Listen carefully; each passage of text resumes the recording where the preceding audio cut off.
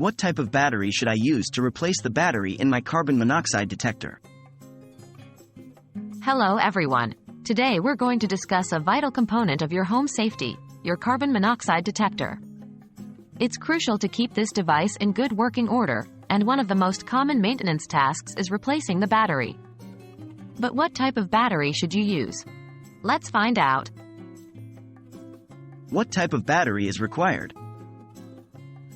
When you're looking to replace the battery in your carbon monoxide detector, the first step is to identify the type of battery your device requires. Many detectors use AAA or 9 volts batteries, but it's important to refer to your device's user manual. This should give you the exact type and quantity of batteries you need. If you no longer have the user manual, a quick online search using the brand and model of your detector should provide the information you need. Any specific battery brand to choose? No specific brand of battery is required for carbon monoxide detectors. You're free to choose any brand, but remember, the quality of the battery does matter. A reputable, well-known brand will often provide more reliable and long-lasting performance than a lesser-known brand. So it might be worth investing a little more for a quality battery. Lithium or alkaline?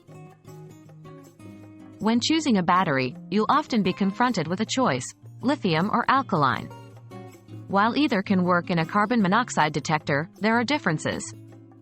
Alkaline batteries are typically cheaper but may not last as long. Lithium batteries, on the other hand, are more expensive but usually provide a longer lifespan. If you don't mind the extra cost, a lithium battery can be a good choice for ensuring your detector continues to function for a longer period. And there you have it. Replacing the battery in your carbon monoxide detector isn't a difficult task, but it's crucial to choose the right type of battery. Whether you go for AAA, 9 volts, lithium, or alkaline, remember to always prioritize the quality and reliability of the battery you choose.